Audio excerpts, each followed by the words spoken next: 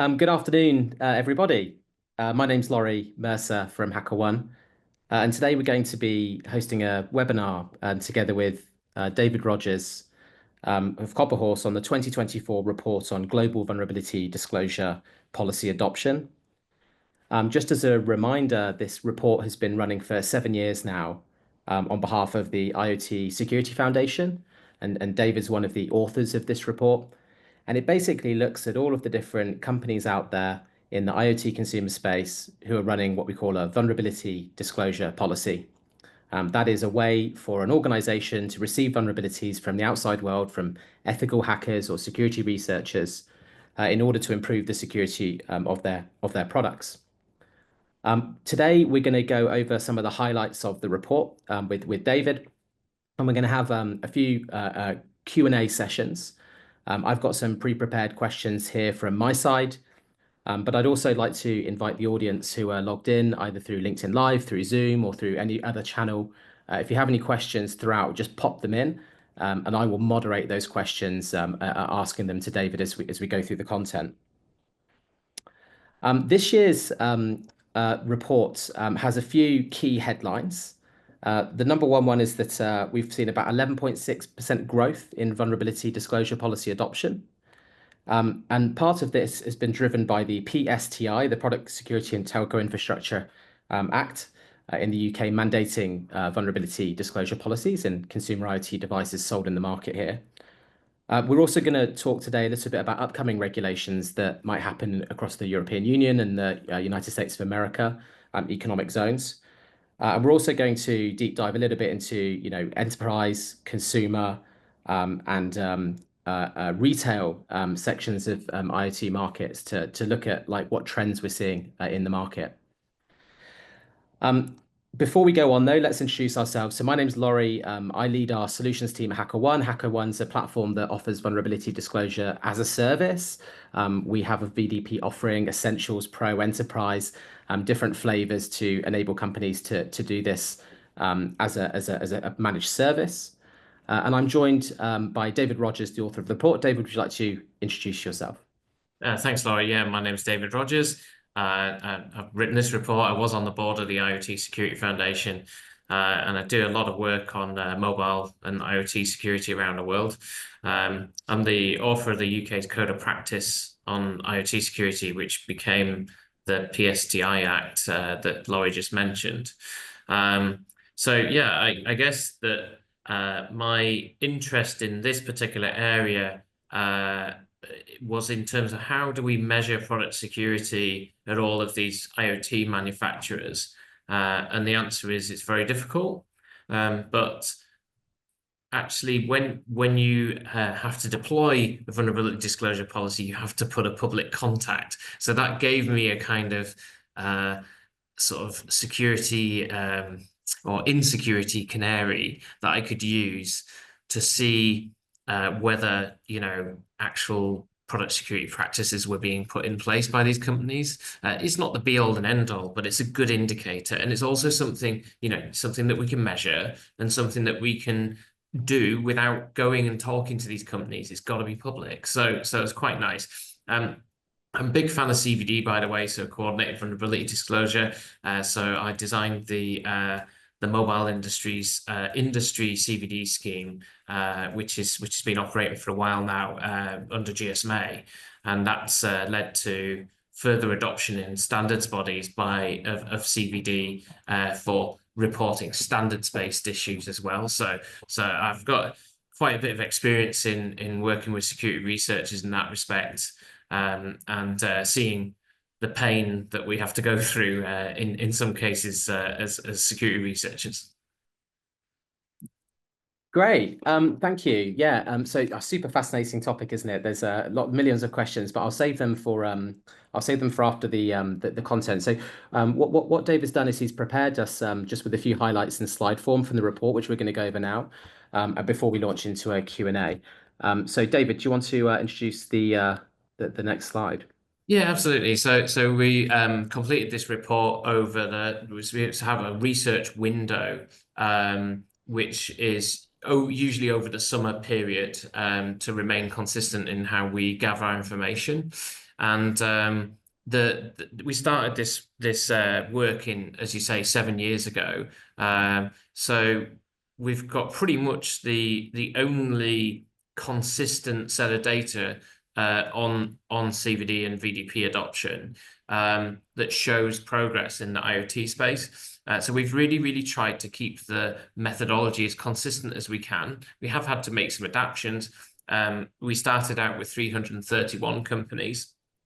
We now have 458 of those IoT manufacturers in our data set. And as you can imagine, we've lost companies where they've sort of died a horrible death or merged or so on. So we've had to kind of adapt to that. But the core methodology pretty much stays the same.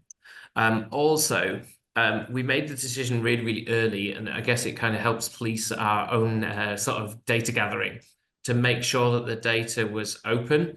So you can actually go and download all of this data. It's open data. It's under a CC 4.0 license and actually validate what we've done, or you can use it in your own work as well. So it's actually quite handy as well if you ever wanted to like look up a company and find out where their VDP program was or isn't. So as I say, we're up to 458 manufacturers now. We also have like a sort of enterprise section as well, where we've covered those companies. So the headline figure really, and I would probably go for the second one, which is we're still at a situation where 64.41% of the companies didn't have a way for security researchers to contact them. It's a heck of a lot of companies in the world that security researchers can't interact with. And I'm very specific here about, anyway.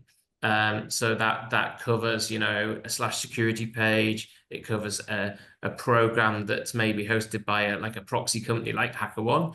And so it's very, as we know as hackers, it traditionally has been very difficult to contact companies, and it seems that it still is difficult to contact companies.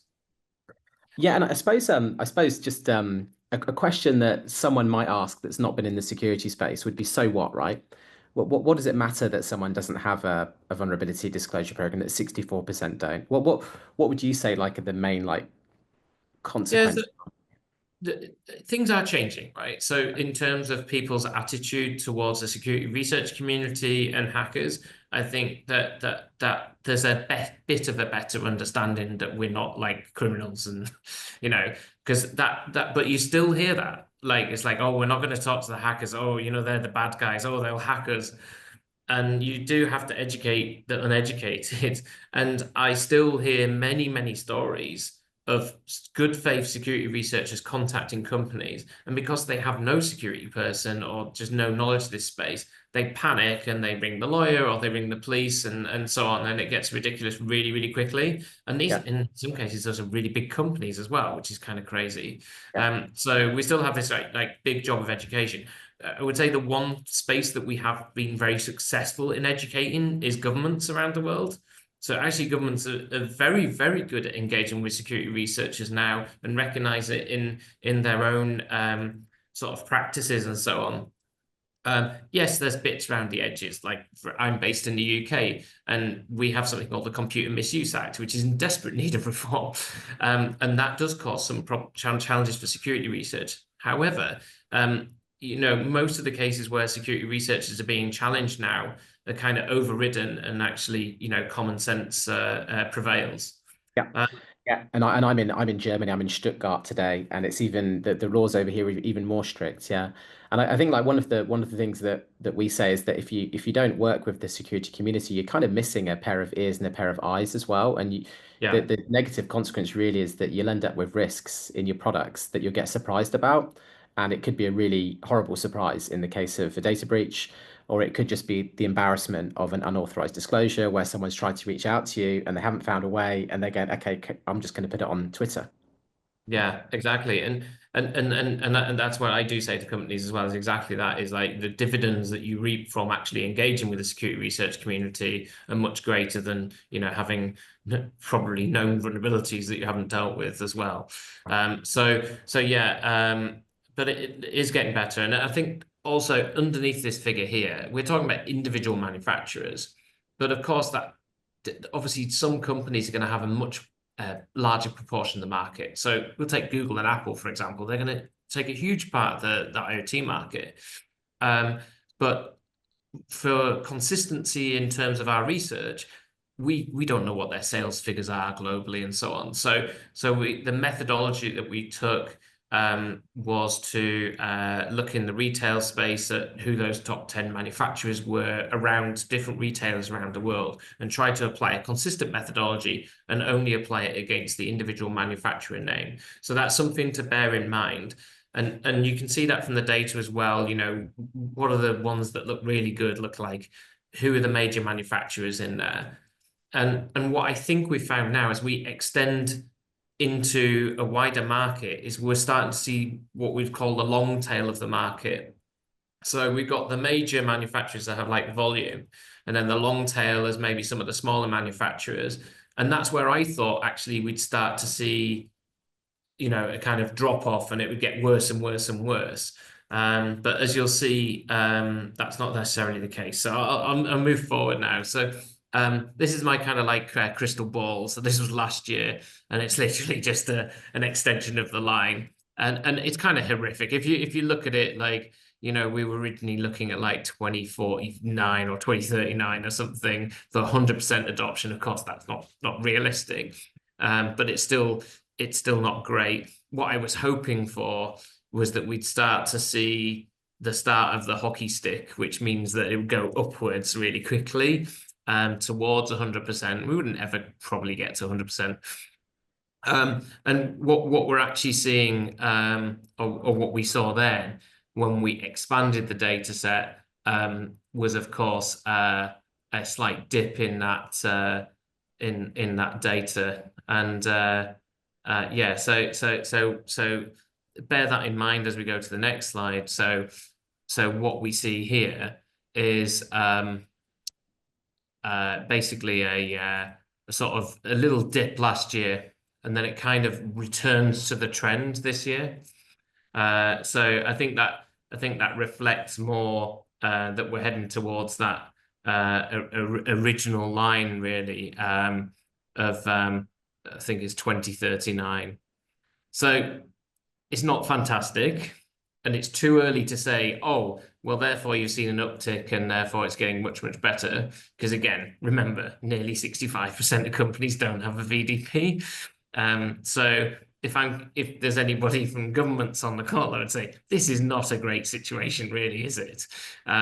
You know, we are seeing legislation around the world. I know we're going to talk about this later, but just to briefly touch on this, in the EU, we'll have something called the CRA. There's the Cyber Resilience Act and the technical requirements of that.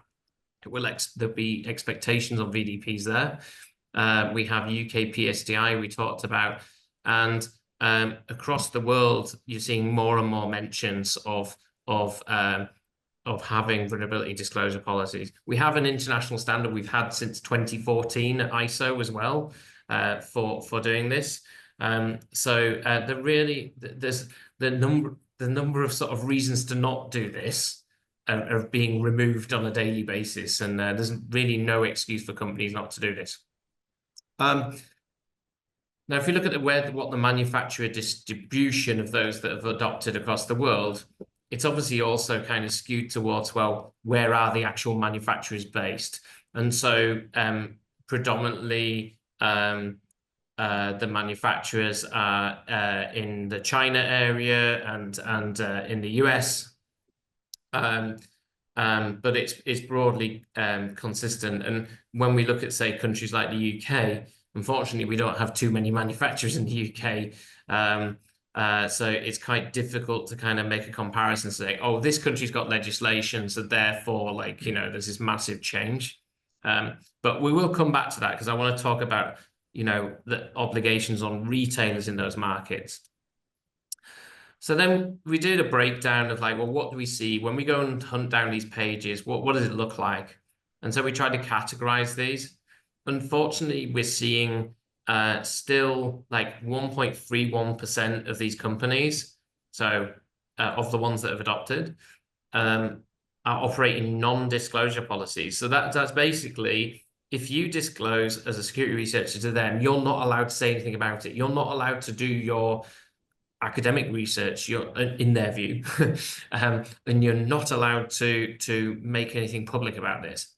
It sounds ridiculous, even me saying that. It is ridiculous, because why would you be incentivized as a researcher to engage with that company? It's kind of no benefit to you at all.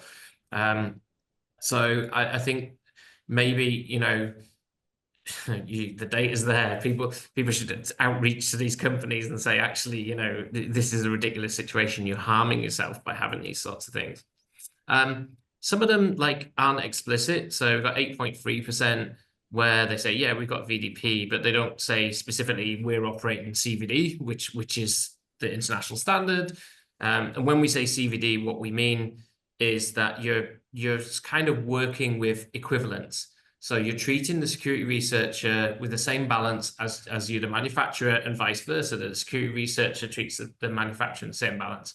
So what happens is that you have a sensible conversation in a reasonable timeline, whether it be 30 days disclosure timeline or 90 days disclosure timeline, but it's agreed between you. And then, the researcher allows the company to resolve the issue and hopefully to be able to issue a patch, because that's the objective here. Is you don't really want to expose customers and have them harmed by you kind of dropping an O-Day publicly.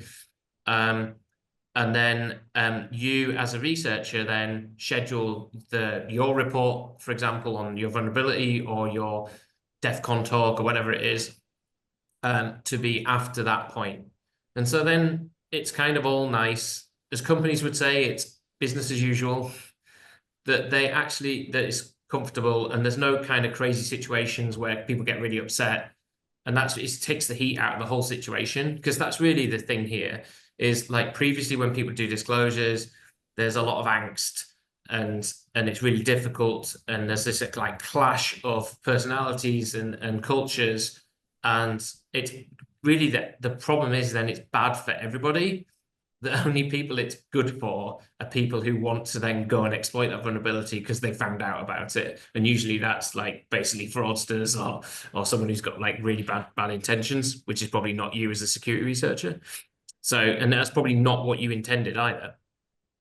So, yeah, so that's just kind of interesting. And we see other data as well, which I can come to as we go. But so just talking a little bit about retailers. Actually, no, I'll just make one point, actually. We have seen one change here, which is that there's a 10% rise in the use of CVD specifically since last year, and that might indicate that companies are responding directly to regulation legislation that mentions CVD, but I can't quite pin that down, to be honest. So we're looking at consumer here, but we have looked at enterprise as well. And enterprise in general is generally better. So our overall figure on the adoption of CVD in enterprise was 91.67%. So it's massive, really, if you think about it, compared to this.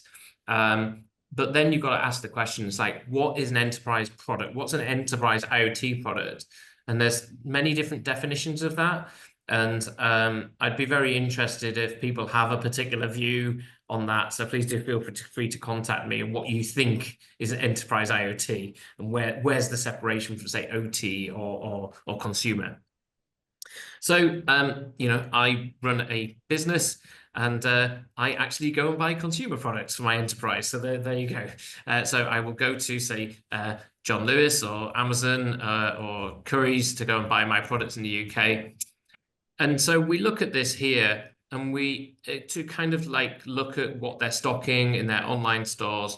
And then we match that up to our manufacturers list and go, well, what are you stocking manufacturers that have no CVD or VDPs? And so it's quite interesting to track this over time.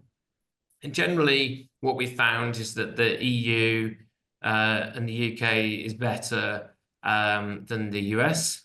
And you can see there's a couple of large retailers in the US that I would say, probably need to get better. You as a consumer don't expect products to be stocked that that aren't good quality, because I think that's really where the link up is here, is product security is also about product quality these days. You know, we're 2025, there should be product security in these things. And so the lack of a VDP indicates to me probably a link to poor product quality. Because the UK's had the PSTI Act come in, we did a kind of dip test on UK retailers. And for those of you who are not in the UK, so and I hope none of the retailers take this badly, but you know, John Lewis is a kind of seen as a premium retailer, and they seem to take pride in stocking premium products. And so it's not a surprise to me that 14 out of 15 of the stock manufacturers have VDP. So that's a real positive. But if you look down the rest, actually, they're not too bad either. You know, Amazon's probably an outlier because of course, you know, there's hundreds and maybe thousands of products on there, and it is just a dip test. But Smith's is a specific a toy company, and so that was a little bit worrying for me that they're selling products. You know, we only did a test of 5 of those, but you know, only 2 of them were from manufacturers that had VDP. So maybe that's one to keep an eye on. But yeah, it's quite interesting to sort of start to look at this data and make the links. Yeah, and of course, toys now with their connections, you can listen to audio, you can work out GPS coordinates. There's quite a lot of data that some of these toys are hosting now, so you'd hope that they would have good security. Yeah, so that we should mention as well, because obviously, like, toys have got a bit of a bad rap. So if you remember the Kayla doll, the other one was the connected teddy bears. So the Cloud Pets, right, is an infamous example, now completely dead. So I think the toy manufacturers really backed off that. Another one was Hello Barbie as well. And it didn't give them a good reputation. Parents are scared and so on. What we are seeing, so like if you look at the toys, when we say toys, they're things like cameras or tracking fitness watches and things like that. So again, sort of crossing over where you wouldn't say it's a connected toy as such. And I think that the actual toys, they're backed away, which is kind of sad, really, because you could think of some really cool toys that if they got the product security right and they didn't abuse the privacy of the users, then actually, you know, you'd have some fantastic connected toys. So there you go. There's a message for the manufacturers. So other artifacts that we pick out. So this is kind of useful for companies and security researchers. So like there is a spec for security.txt, which many of you all know about. So you can basically go to a consistent subdomain and find this security.txt file on a website. It allows you basically to crawl for that if you wanted to. It's a great idea. Like, it doesn't necessarily need a website and so on. And for security researchers know where to look, it's great and all the information's there. But actually, really low uptake on that, and I'm kind of really surprised by that because it's kind of simple. Some of the bigger manufacturers have them, but yeah, we're only at 6.5%. And then so equally for the same for the /security as a home for VDPs, which is probably going away really because it used to be good advice, and that seems to be kind of dropping away. So I guess it doesn't really matter where you host a VDP, but having a consistent location that's maybe not public but is accessible by security researchers is probably the way forward. But it's still kind of a bit disappointing that that's not better. So how do we like kind of separate the good from the bad, as it were, or how do we say like who's really good? So we have this threshold test that we operate, and that was originally based on what governments were intending to do. So we say, you know, does the IoT provider, you know, have any kind of VDP program or formal reporting system? And then do they give information on the timelines and the resolution of the reported issues? So then therefore they're heading towards compliance with standards as well.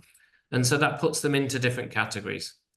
So we have a bunch of companies that are in that kind of green winning category now, and you'll see loads of companies that you recognize there. And that's jumped quite considerably. We have 97 companies in the green category now, which is fantastic. And then you can see here that some of them that haven't quite done everything, maybe they haven't got the timeline on there or so on. There's still some quite big companies on there, and wouldn't take much for them to get better. I can't show you the red ones because there's pages and pages and pages of them, sadly. But I'm hoping that we will see an increase. So just before I kind of conclude, really, I just want to talk a little bit about legislation. Laurie, I know you've been looking at this as well. What we did see in this research was as part of PSTI, these companies have to do declarations, and there were some quite amusing ones where they had like a certificate of compliance from some certification company stating about their CVD program. And so we found some pages where they say PSTI CVD. So you might see that as a researcher, go, what the heck is this? So, but it's also an indication that the only reason they put the CVD in place was because they were told to as part of PSTI. So I guess the government's winning in that sense. But it's quite sad that they didn't just actually lean into it and properly do it. So yeah, there's some kind of weird things that you see in relation to PSTI. And as I mentioned before, so we have the EU CRA, which will have these requirements. There are other requirements for companies that may be having to get involved in sort of critical national infrastructure. So there are existing CVD requirements around that and VDP requirements. In the States, they also have the FCC has a voluntary IoT labeling program. I think it's my only thing I can say about the States at the moment is kind of wait and see, because a lot of things are kind of in a state of flux at the moment. But I can't see them kind of rolling back those sorts of initiatives that are like really help to protect the American public and to help protect manufacturers in the States. So we'll just have to see. Great. Thank you so much for that content. So I'm going to work through a few of the questions now that we've had popping up in the chats in LinkedIn and from people texting me. The first one that I have here is there's a question from Yanne, and he's saying it's amazing how slowly these things are progressing. He thinks he drafted the early versions to the mobile industry with you, David, over 15 years ago. And the question is, how's the mobile industry doing at the moment? And do you have any like industry specific stats? How are other sectors doing? Yeah, so this is quite an interesting one. So and I know we were going to talk about like when to report and stuff like that, and maybe we can cover that here because the GSMA CVD program. So if you're interested in a mobile related products, like so mobile network equipment or whatever, you can go to gsma.com/CVD, and that will take you to the industry program. But we designed that specifically to cover any cross-industry issues that usually end up going back to standards. But we, Yana, I presume it's my colleague from, he used to be at Nokia. He would see issues that, say, the guy at Motorola would, or so and so, and the industry was not joined up at all, and that clearly was broken. So security researchers were finding it difficult to have to go to all these manufacturers for the same issue, and then nobody would hear about it. So that's really why we sort of did that. Now I think we're close to 100 disclosures, and I would say looking at the types of vulnerabilities that have been disclosed that are like really structural, really impact on people's privacy, really impact on things that could like cost them a lot of money, so like frauds and so on. We've probably saved the industry in terms of like pain, hundreds and hundreds of millions of dollars. And I don't say that lightly because these are like really big issues. And majority of the people who are reporting them are academics. So and some of those are in the hacking community anyway. So like, but if you look at them, they're university teams, and they've got, I think the difference is between me or any sort of lone security researcher, they've got the time and sometimes they've got the funding to really, really deeply go into some of the issues and read all the standards and everything and really dig into it. But it's absolutely astonishing, really. Like, and I really emphasize this to the senior people in the mobile industry. is these people are doing this for free. They're doing it because they feel that it's the right thing to do. And it's absolutely amazing, and that should be celebrated, you know? And it's Yeah, not just absolutely. an acknowledgement on the webpage, really, you know? Yeah. And that's a great segue into a question that I've got written here, which is I often certainly get asked who submits to VDPs and what's their motivations. And I think you've touched on a few of them there, like the motivation obviously would be to do a research paper as part of some form of academic process. But at HackerOne, obviously, we have a huge registered community of people submitting bugs. We get a bug every 3 minutes. We've had 10 bugs already so far since this started. And we do a survey every year, the Hacker-Powered Security Report. So you can find it online on our website. And we actually ask about the motivations. And we do offer bug bounties as well as vulnerability disclosure models at HackerOne. And it probably won't surprise you that one of the big motivations in that case is money. But pretty much number two, it's almost always some form of curiosity or a desire to learn, even among non-academics, right? Even among kind of amateur bug bounty hunters or pen testers who are doing research in their spare time. And I think it's this kind of natural curiosity that people have that kind of draws them to these to these projects. I even had a retailer say to me that he wanted to set up a vulnerability disclosure policy, and we asked what time frame, and he put his retirement date as the desired start date. Because he said that he wants something to do, and instead of the crossword. So I think curiosity is just a really strong motivator. And then of course the third one is reputation. If you have the ability to say that you found a vulnerability, you could put it on your resume, on your CV, or on your website, and this could be the key to a conference talk, or it could be a new job that you get out there. Yeah, and I've heard that a lot, and it's genuinely true. I think a lot of people on the sort of manufacturer side don't actually realize how important that is to people in terms of career progression, but it absolutely is. The other fact, I mean, like if I just take myself and vulnerabilities that I've reported that I see in passing, um, you know, like often I'm the user of that product or service as well. So I've got a self-interest, which is, can you please fix this? Because I don't want to be vulnerable like everyone else, you know? Yeah. But yeah, there's lots of different reasons. And I think also like I shouldn't shy away from the fact that I've seen plenty of bad faith disclosures as well, or where people think that they have got something and they haven't.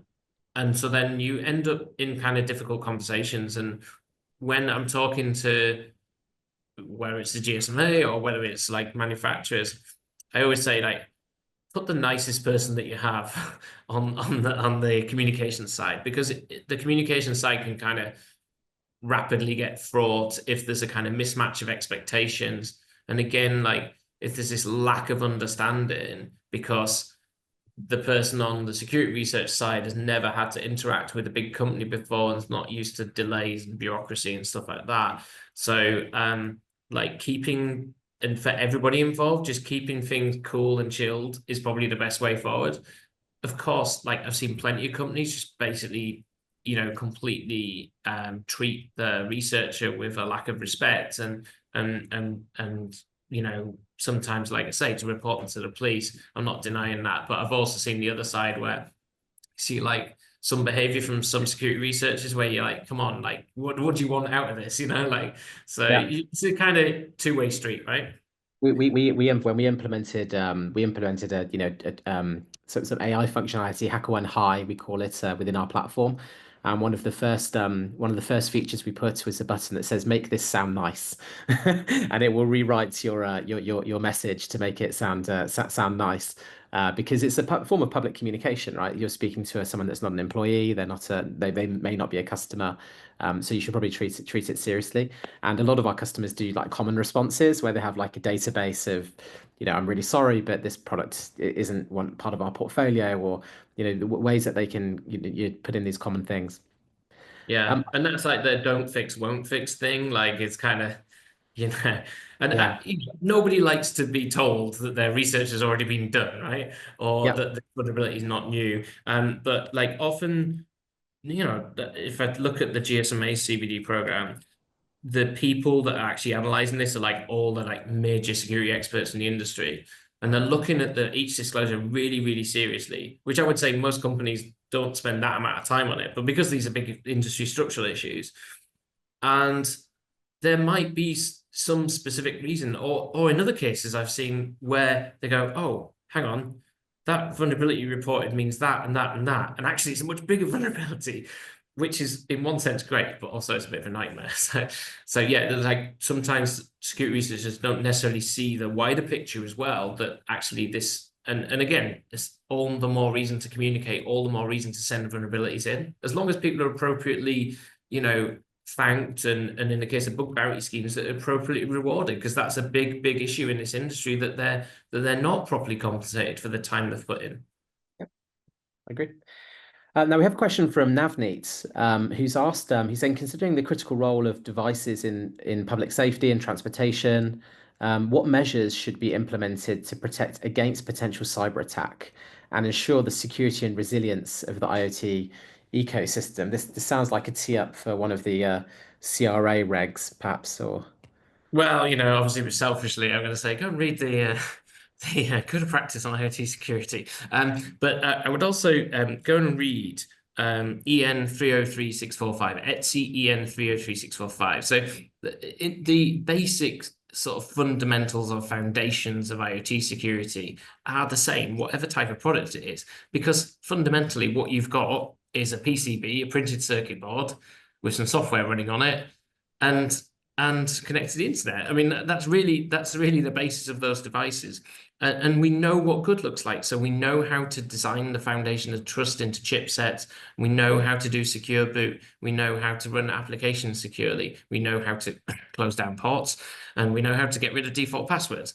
So flushing those things out is common, whether it's OT, whether it's some kind of roadside infrastructure, it's the same. So those common basic principles are covered actually in EN 303645. But you did mention the CRA, and there are some great technical requirements attached to the CRA. So body called Senelec been working on this, and they go into much more detail. A couple of other examples of standards that would be useful, but they are pay to play. So in the medical world, you have UL 2900 series, and in the sort of OT industrial space, you have 62443, which is an IEC spec. Again, like they're all kind of like the 4-2 of that is the product security one. It's all saying the same things. So yeah, I would say it's not difficult, because obviously I don't think it's difficult, but of course it is difficult because it's not just the technical side, it's winning people over that actually you can do this, and that the next generation of your product is going to employ secure hardware, and you are going to get rid of default passwords. It means process changes, it means manufacturing process changes and things like that. So I recognize that it's not that simple, but I would say we know how to do it. So yeah, we've done that bit. yeah, so yeah, and that's some great references to great standards. Yeah, and of course backed up with a vulnerability disclosure policy, which means that if anything does slip through the net, or if any mistakes are made, then you have a feedback loop that means you can go and address those issues. So I would also say to Navneet that you should set up a HackerOne VDP Essentials. If you go on our website, search for it, you can set one up. It doesn't cost you anything, and it's a really easy way to get started with a VDP there as well as obviously building things securely in the first place. We've also got a message from LinkedIn Live which says, what can non-hackers/researchers do to encourage top IoT retailers to adopt high standards in the products that they sell? Yeah, this is Great a question. really good question. And actually, so this is the power of transparency. So part of why we looked at in the UK maybe having some kind of labeling program, or how to communicate to the user what the state of product security was, and how we ended up with basically people at the point of having to say, we do provide software updates until X time, and we do have a VDP program, and it is here, is about transparency. And actually, the background to this was I took inspiration from Google, which was in at the time, Android had a big problem with software updates, and it actually wasn't Google's problem. It was the manufacturers that were not updating to the next major version of Android. And in one case, one manufacturer advised updates for life, and then 3 months after they'd launched the product, they said no more updates. I mean, come on, like there's really bad faith. Yeah. So what the Google guys had done was they were very transparent about what the software update level of the device was, and you could see it on an Android device. And allowing the consumer to basically drive that decision making is quite key because, of course, we're not saying you're not going to sell that product, but if you're never going to get a software update from the time you buy the product, then that might influence your decision whether you want to buy it or not. And I think that's really, really powerful. And, what have you got to hide? I agree. Yeah, transparency builds trust. Yeah. And also, as I said earlier, we have at HackerOne, we offer a free VDP essentials offering for anyone that wants to sign up. So it's really quite easy to get set up now. There really are very little technical barriers. It's just a case of will, I think, and making sure that you have people assigned to actually listen to anything that comes in, basically. I think there is that friction, isn't there? That some companies, I think they don't think that they have the skill, or they think probably wrongly that they're going to get this deluge of reports that they're just not going to know how to deal with them. And yeah, I think the reality is not like that. But yeah, like if you are a manufacturer that needs help, then there are companies that will help you. You don't have to kind of do it all yourself. Great. Now we are coming up against the time. So if anyone's got any questions, we're probably going to close off in a few minutes. So now would be your last chance to ask them.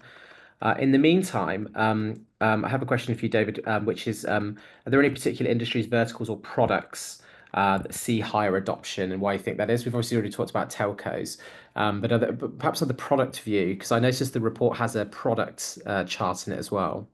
Yeah, I think maybe we've got a poll on this, haven't we, Laurie, for people to guess? I think I've forgotten to use the polls, unfortunately. Andy, um, Andy, can we see if we can get a poll up? So, yeah, that's that one. Yeah. So we're just launching a poll now. So, Well, I'm going to vote for where what do I we think. think the highest level of VDP adoption is? It's telling me I can't vote because I'm I out. can't vote either. I suppose if I were to guess at this, just looking at this list now, I would obviously assume that whatever has the most private information would be the most protected. That's perhaps me naively thinking that that's where the biggest problem is. Yeah.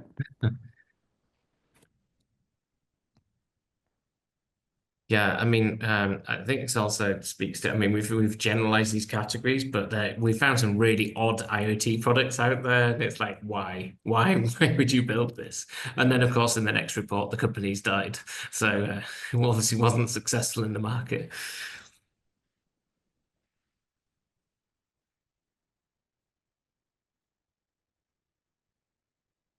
Great. And we've got the guess here is laptops and PCs, security smart homes with number one being Wi-Fi and networking. Okay, so actually, do you know the answer, Laurie? I know the answer. So I have read the report. Yeah, 100% of televisions, right? Correct. Yeah, and that actually, there's a TV industry group that really, really lent into all of this, and of course, also I should say, like um, many of these TVs now run Android, for example. So those guys, like the Google guys, are super mature in terms of VDPs and stuff. But yeah, it's quite impressive, really, because I think what the TV industry saw was that as soon as they put third-party apps on there, that they were potentially exposing themselves. And there were a couple of incidents where you might have seen where there was some HTTP only connections where voice was exposed for voice recognition and stuff. And actually, they've come in and dealt with it, and happy days. You don't see many vulnerabilities on TVs these days, Oh, which is pretty good. amazing. Yeah. Great. Well, that sounds like a really, really positive note to end on. So I suppose Thank you so much, David, for coming today and presenting the findings. But I guess more than that, thanks for doing this report for 7 years. It's a really good way of tracking VDP adoption and seeing what the trends are happening in the industry. The big takeaways for me are that, obviously, we continue to see adoption, certain sectors like televisions outperforming, but we still have quite a long way to go in trying to make sure that all the bits and pieces we plug into our home Wi-Fi networks and where on our bodies have got necessary reporting mechanisms for security issues. And that's something that I'm going to work on for the next few months and years. Also, we had the few standards that you mentioned, so the ETSI 303465 and some of the CRA legislation. So thanks a lot for raising those. And then finally, call to action for anybody who wants to find out more. The IOTSF website has the reports on Global Vulnerability Disclosure Policy Adoption 2024.